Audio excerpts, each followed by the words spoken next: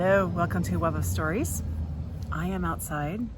It is just the wrong moment where the sun is just at the wrong angle. I'm sorry, I have no control over that. But it's such a nice day. I wanted to film outside. The trade-off, of course, is you'll hear cars going by and people working in their yards, which is fine because there's that, or there's people in my house making noise. It's a trade-off. Also, I have my Waterloo here because the pollen is winning the battle. Let's just say that. If I have to make weird cuts to like cough a lung up, that's why. Anyway, I am here refilming my March wrap-up and March and Q1 wrap-up. I filmed this shortly after I got back from vacation, and yeah, I don't know what's wrong with that video, but it won't load, so we're gonna do it again, but this time with a nicer background. We are, just to give you an idea of where we are in spring, those are apple trees behind us. We have Asian pear and Bartlett pear. They are just starting to blossom. We have a cherry tree over there that's done blossoming. I'd show you the rest of our yard, but our lawn desperately needs to be mowed, and my husband went to mow it and promptly mowed over the cord. We have an electric, so that's on hold until he fixes that. And considering that I'm filming this on April 14th and he has yet to start taxes, it's not the top priority. Anyway, let's talk about March. Okay, March. If you have been watching my channel, you know March was a month. Go back and look and see the crap that happened in March. Anyway, but it was actually a pretty good reading month. I read 13 books and I didn't have any DNFs. So one of my sort of unspoken goals, like kind of, it's not really a goal, it's just sort of maybe more of a resolution that I kind of had for myself, was to be better about DNFing. And I have yet to DNF a book this year. So I don't know if that makes it better or not. To be fair, I've only had 2 books so far that I wanted to DNF. And for reasons I was not able to DNF either one of them. One of them was because it was a Booktube prize book. And if you watch my Booktube prize vlog, you'll know which one it was. So my average rating, and this is where it's really good, my average rating for the month is 4.1, which is like an A. That's, I think, the highest average rating I've ever had. And that's because I had my first 2 5-star books of the month for this month. So that is great. Now, my format breakdown is 7 of the books I read were in print, 5 were ebook, and then I had 1 which was a tandem read, which is I listened to it while I read it. It was Shakespeare. So let me break down the genres, and then I will go into the books I read and how they kind of all fell in the rating thing. So I do not consider classics a genre, so that's, I just don't, but I do flag when I read a classic. So I had 3 books that I would consider classics. And personally, my personal definition for classics for this purpose is, man, I don't know if that sounds going to get better or worse. My personal definition is a book that's at least 50 years old and still in print. So that's what that is. So 3 books were classics. Now, as for genres, I read 4 works of historical fiction and 3 mysteries. That's very much on par for me. Those are my 2 top genres. And then I read a time capsule book, which is a genre of my own making, I guess. What it is, it's a book, usually a classic, but not always, that was contemporary when it was written, but now when you read it, it's a window into the time in which it was written. An example, and this is not I didn't read this month, but it's kind of an idea, which is not a classic, would be The Sentence by Louise Erdrich. It's about a very specific point in time, and you read it, it was written at that time, so I've gotten invites over this, and I have ceded the fact it's not historical fiction. That's why I created Time Capsule for the Sentence. But it's a window into that period. I read 1 play, it was Shakespeare. I read 1 nonfiction history work, 2 memoirs or biographies, and 1 nature or science nonfiction. Now, if you're new to my channel, I actually give my books grades instead of ratings, but then each grade works to a point rating, so these are by grade. So my lowest grade is a C+, which is a 2.2, and this is one that I wanted to DNF and did not feel that I could, for reasons that I will get to later in the video, and that was The Adventures of Huckleberry Finn by Mark Twain. I almost said by Tom Sawyer. That's all right. It just wasn't a book for me. I really enjoyed The Adventures of Tom Sawyer. I thought that was a great book. And I would have much rather read that than The Adventures of Huckleberry Finn. It started strong. But as soon as the Duke and the King showed up, it lost me. It just dragged. The middle just dragged beyond belief. And those two characters, it's not a spoiler, but they're not there the entire book. But when they're no longer there, I couldn't get back into the same rhythm, the same pace that I was before. So it really, to me, just didn't work. I also had a lot of trouble with the way Jim was portrayed. And I do get that it's a time capsule book, and we're dealing with, people viewed African Americans and enslaved people differently. But he was, as a modern eye, couldn't get past it. He was just treated so childlike. I found it just really hard to read. That being said, very much looking forward to reading James by Percival Everett. And then a C+, I say this, was 2.5 stars. So the next grade up that I had this month was a B+, which is fantastic.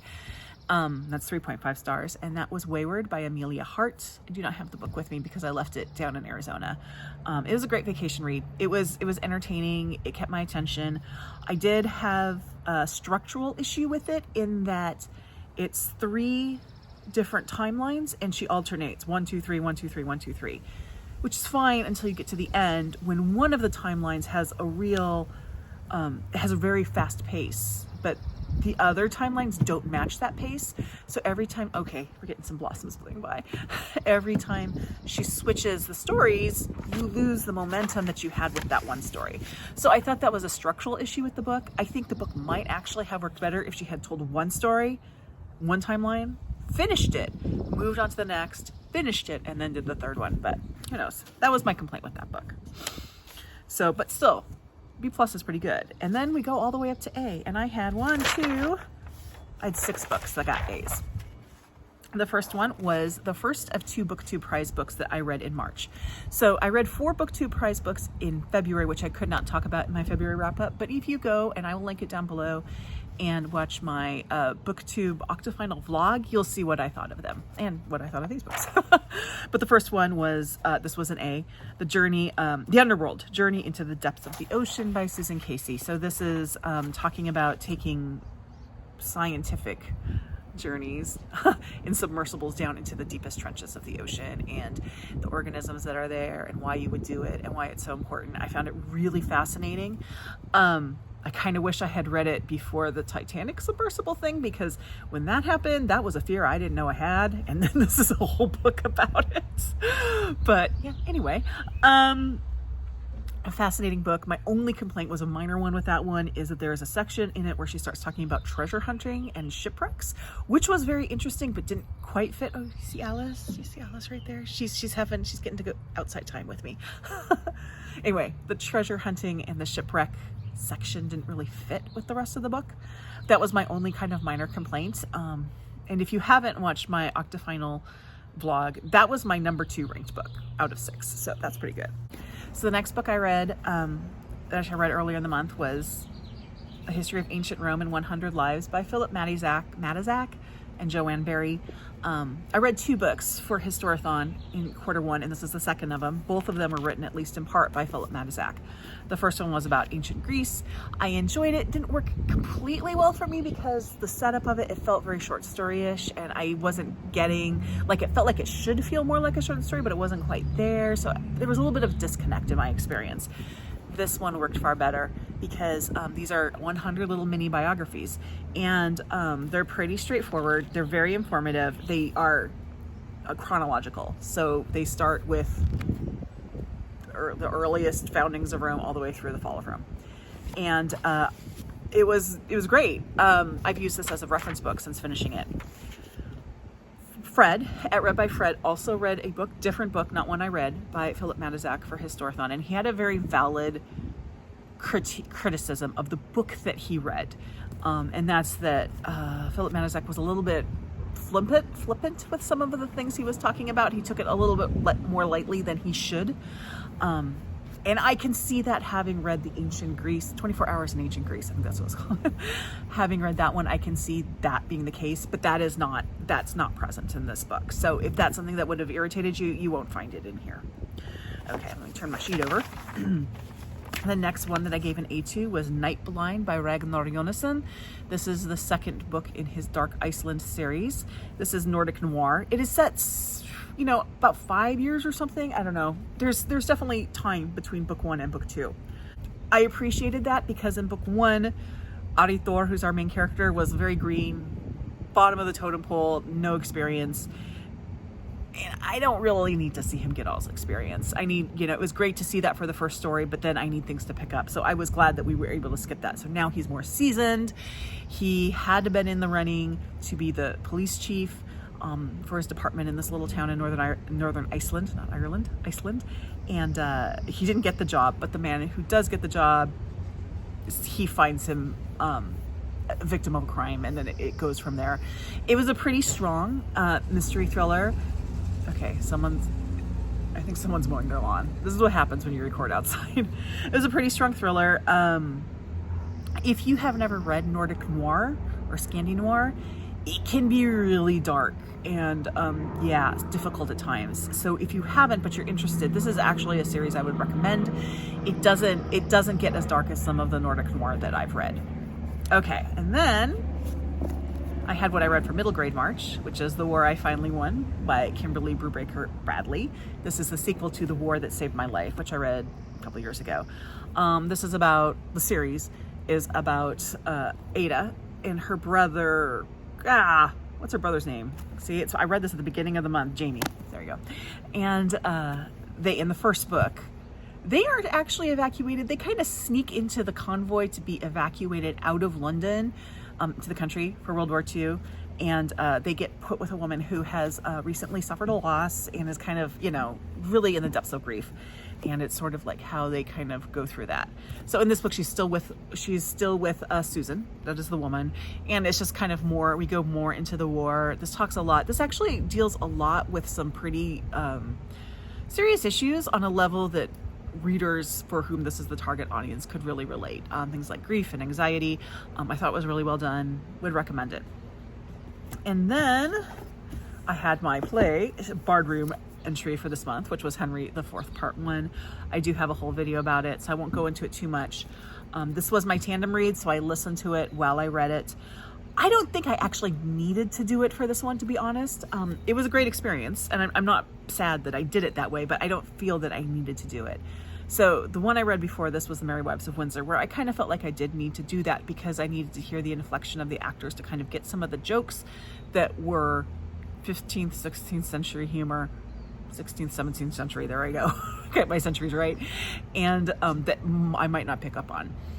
And then this month, a little sneak preview, I read Coriolanus, the terriers are out. Coriolanus, which is a very political play, and there's a lot of levels to it, and I did actually really need to do it that way. And even, I'll talk about Coriolanus later, but I'm just saying, this one I did a tandem read, it was a great experience, but I don't think it was a necessary experience. And then the final book that I gave an A to was The Likeness by Tana French.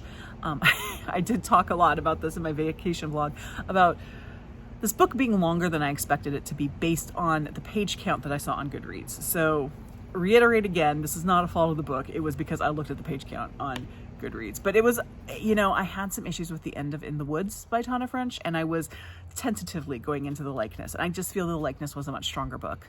And I will continue in the Dublin Murder Squad. Probably every other month or something I'll read, because they're long. Probably every other month or so I might read something from the Dublin Murder Squad. So those were my books that I gave an A to. Here are the books that I gave an A+ to. The first one was Brooklyn by Colm Tóibín. I read this for the Irish Readathon. The Likeness also ended up being for the Irish Readathon, but it wasn't planned for the Irish Readathon. This is a wonderful, very internal story, introspective story about a young woman in 50s who leaves Ireland where there aren't many opportunities and is sponsored by a priest. And she goes to Brooklyn, obviously, given the title, and it's her life there. I thought it was fantastic. I thought the characters were so realistic, and you know, Eilis, who's the main character, really kind of irritated me towards the end, but I think the reason why she irritated me is because she did things that I think I would have done at her age. So it wasn't that I think she was being unnecessarily irritating. She was being necessarily irritating. There's a sequel to this book coming out soon called Long Island, which I am actually really looking forward to reading. And the next book I got, which is an A+, and it's an A+ with an asterisk, but it's Dumb Witness by Agatha Christie. This was a really fun Poirot novel for me. I had such fun with this book. I just had an issue, and I kind of feel bad giving it, what chapter was that? Oh, whatever chapter it was. I can't even find the chapter now. There's a chapter in here with a very unfortunate title. There it is, chapter 18. I will, again, cover up the N-word, which is the N-word, if you can see it, the N in the woodpile. I kind of feel giving a book with that, because it's actually very unnecessary, an A+, but I just enjoyed this so much, and I felt like I needed to give it an A+, because to kind of push it above some of the other books, other Agatha Christie Poirot books, I'd give it an A2 because this was such a step up in enjoyment for me, even though it had that very unfortunate chapter title. And I know the discussion on whether or not we should edit some existing works, that's a hot topic, and I get it. I hear arguments on all sides, and I can see points on all sides. My point on this is that Agatha Christie, in her own lifetime, edited books for those reasons, so I kind of think that's an implicit, implicit permission to do that, and I kind of am surprised that, the N in the woodpile wasn't replaced with the wolf in sheep's clothing, which means the exact same thing. Okay, and then my final A+ book, which I have with me, surprisingly, is My Side of the River by Elizabeth Camarillo Gutierrez. I say surprisingly because my plan was to leave this down in Tucson, because it takes place in Tucson, and I thought I'd leave it in the guest room of my dad's house for other people to read, but I ended up liking it so much I had to bring it back. So they get Weyward instead. This is about a woman who is born a U.S. citizen, but her parents are not U.S. citizens. They are Mexican citizens. And their parents they go between the United States and Mexico on tourist visas, so they will come into the United States through Nogales into Tucson on a tourist visa, stay for the length of their tourist visa, go back to Mexico, get another tourist visa, and they kind of do that. But both of their children, their daughter, and then they have a younger son, were born in the United States, so they're U.S. citizens. And then a point comes, this is not at all a spoiler because it's the whole reason of the point, a point comes where they are doing this and they go back to Mexico and then they can't get back into the United States. And so Elizabeth has to decide, she really wants to have a really good education. That's something that's very important to her. And she knows that she can't get the education in Mexico that she can get in the United States. She's 14 years old at the time, by the way. She's the same year in school as my daughter. So she has to decide, does she stay in Mexico with her family and not get the education she's looking for, or does she come by herself back to the United States where she's a citizen and basically they call her homeless. She gets some things because she's considered homeless, but she's actually living with a sponsor family who are not that welcoming, to pursue her education on her own without her family, and she chooses the latter, and this is her experience. It was wonderful. If you enjoyed Educated by Tara Westover, I would highly recommend that one. Okay, my 2 5-star books. The first one, and I've done individual reviews of both of these, so I won't be talking too much about them, but the first one is Northwoods by Daniel Mason. I know this isn't a hit with everybody, but it was a hit for me. It is a literary ghost story. That is that sounds good. And I just thought it was fantastic. I just loved this book. My one advice of this book is get it in print. I read it digitally, which is fine. I think you're going to miss a lot if you get the audio. There's that. There is a visual component that you are not going to get the full effect of digitally. So probably your best option is to read it in print. Just FYI. And the second one was my other Booktube prize book. It's the one I didn't want to read, ironically, and that is King, A Life by Jonathan Eig. It is a biography, what I call a warts and all biography of Martin Luther King. I found it was absolutely fascinating. I thought Jonathan Eig treated his sources and his subject so well. He kept his own thoughts out of it, his own opinions out of it, and presented information in a way that the reader can really form their own opinions. Fantastic. Highly recommend it. It is a chunkster, but I went through it a lot faster than I thought I would. So, King Alive. Those are my 2 5-stars. So I've mentioned this so far, but I'll go through the events that I read. For middle grade March, I read The War I Finally Won. For the Irish Readathon, I read Brooklyn by Colm Tóibín, and then My Hold for the Likeness came in by Tana French, so I also read that. For Historathon, Q1, I read A History of Ancient Rome in 100 Lives.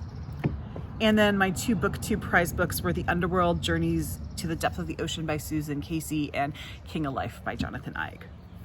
So let me get to my stats, and then we will go into my goals for quarter 1. So my goal, this is the first goal I have, so we'll touch back it again. I'm actually going to skip that. I'll talk about this in goals. So the big one is my owned TBR count, which is also part of the goals. But it's at 841. That includes print, digital, and audio. I don't actually care that much about my audio book numbers. So I'm including it here, but then I don't break it down further. The 841 is up 8 from last month and up 12 from the beginning of the year. So in print, I'm at 250, which is up 11 from last month and up 18 overall. But an ebook, I'm at 522, which sounds bad, but it's actually down 1 from last month and down 4 from overall. And then if you break those down, I have 153 on Kindle, which is down 1 from last month, down 3 overall, and 370 on my Kobo, which is no change from last month, but down 1 overall. So that's my March wrap up. So let's get into my yearly reading goals. And first I'm going to tell you that I'm getting rid of one of them. So I had 10 goals, and I'm going to get rid of number 7. So that was dogs have something to say. And that was cut my NetGalley queue by at least 10. Now the reason I'm dropping that is while I was on vacation, I got an email from NetGalley saying you haven't logged into your account, so we're considering you inactive. All I have to do to reactivate that account is to log in, but I decided to take it as a sign from the universe that I need to break with NetGalley. So I kept a list of the books that I still had, but I deleted I deleted the digital books. I'm not going to read them through NetGalley. I will read them, just not through NetGalley. I'm done with NetGalley. We don't play well together. So done, no more NetGalley. Because of that, and I did this after I did my March stats, my April stats. You're going to see those out of there in April. So you wonder, I did not read like 18 books in my April stats are going to look different. I just want to let you know that number 7 no longer exists. So let's go through them. First goal was to read 165 books. As of March 31st, I'd read 42, which is right where I need to be to meet that goal. Fabulous. Number 2 was have my owned TBR number to be less than it is on December 31st, 2023. So in other words, to have 828 or less books on my own TBR. As I just said, I currently have 841, so I'm doing horribly on that one. However, because I got rid of goal number 7 and those NetGalley books are gone, number's not as dire, really is not as dire as that sounds now. I think I'm actually like where I'm supposed to be now, but I also have a lot of pre-orders coming in, so I can't guarantee that's going to stay that way. Okay. My next goal was 35% of the books that I read by own voices authors, which is authors writing from their own experience. So people of color writing of people of color, members of the LGBT community writing about LGBT issues. Currently I'm at 25.6. It will be easy for me to get that up to 35, but I need to keep that goal in mind so that I will reach it. I think I kind of let it go, but I just need to focus on that one, and I'll get there. So I am a little bit below on it. The next goal was 15% of my books being nonfiction. I think 2023, 10% were fiction, so I just upped it to were nonfiction, so I just upped it up to fiction. I'm at 25.6%. I am rocking that one. Thank you, Booktube Prize. That's where a lot of that came from. Okay. Goal number 5. Less than 50% of the books I read being from authors from the United States. I'm currently at 44.2%. So I'm still there. Thank you, authors from England and Ireland, because you're the ones saving me on this. Maybe next year I'll have to think about changing that a bit. As of right now, I'm doing well.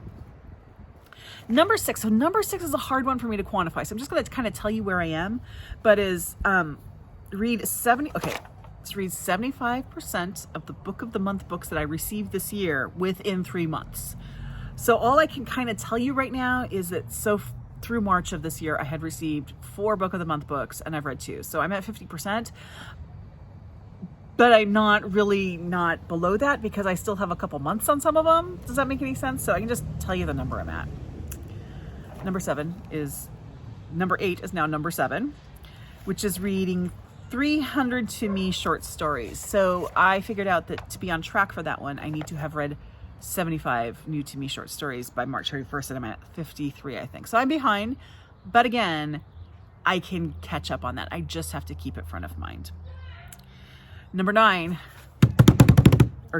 8, because we've moved it up, is to read or listen to The Adventures of Huckleberry Finn. And I have done that. That is why I did not DNF that book. If you have not heard this story, when I was a junior in high school, we took American Lit, and there was a school district requirement that we read The Adventures of Huckleberry Finn, and then we had an essay test on it that was graded by the district. And I tried to read this book, and I could not get past the dialect. And this was before, audiobooks existed then, but they were really for people who had vision issues, and they were not like they are now. So audiobooks were not an issue. Were not a possibility at that point. So I just didn't read it. And then I BS'd my way through this essay test and got like the highest score in the district. And I felt guilty ever since. So I did it. I've read it. I have paid the cosmic debt. Did not like it. Still actually had some trouble with the dialect. But I did it. So that goal is complete. 1 out of 9 are complete. And number 10 is to reread at least one book by Jane Austen. So I've read all of Jane Austen's books, but I have read all but one of them, maybe all of them, depending on how you count it, in academic settings. I say that because Sense and Sensibility, which ironically is the one I like the best, I read during lectures in physics in college. I read it when I was supposed to be paying attention to the class. So technically an academic setting, but the rest were in English classes, and I had to write essays, and I hated them. And now, as a more mature person, I'm thinking maybe I need to give Jane Austen another try. Maybe I will like her if I don't have to write an essay. And I can just read her and enjoy her and not have to think about themes and characters and symbolism and all this. So I am going to do this. I'm going to do this in July, Jane Austen July. I have already chosen the book I'm going to read. I am going to read Persuasion. And the reason I'm doing Persuasion is because 2 reasons. One, it is the one I remember the least about. So I'm going into it as fresh as possible of the books of hers. That's the one I remember very little of. And 2, I do know it's a second chance romance. So that's actually, like, when I read romance, which isn't very often, but when I do read romance, that's my favorite trope, is second chance. So I feel like I'm setting myself up for success by doing Persuasion. So that goal will definitely be accomplished, but it's not going to be accomplished until July. So yeah. 1 out of 9 goals complete. A couple I need to focus on, and a lot that I am actually doing pretty well on. That is my Q1 and my March. So let me know, how are things going so far for you this year? I know there's a quarter year crisis tag going out. I'm probably not going to do that one because I think it just covers a lot of what I already did. But let me know how your first quarter of reading has gone. Let me know if you are an allergy sufferer like I am. I made it through this video without sneezing and coughing, which is amazing, although you will have edited out some nose itches and stuff. And now I need to go find my cat and tell her she needs to go back inside. So subscribe, join my Discord. Oh, Discord, quick little housekeeping note about Discord. I have started a category on my Discord because it's come up, especially Michael Clark has brought it up, and I think this is a great idea. Or if you're a member of my Discord and you've read a book, you have read it, you have completed it, and you want to discuss it with people who have completed it, you can just create a thread for it under this, I think it's like spoiler discussion. You don't have to worry about spoiler tags, and if you haven't read the book, don't go there. That's the thing. But if you want to discuss a specific book, there is a space for that to go ahead and do. So join my Discord, you'll see it down there. Anyway, thank you very much, and I will see you in the next video. Bye.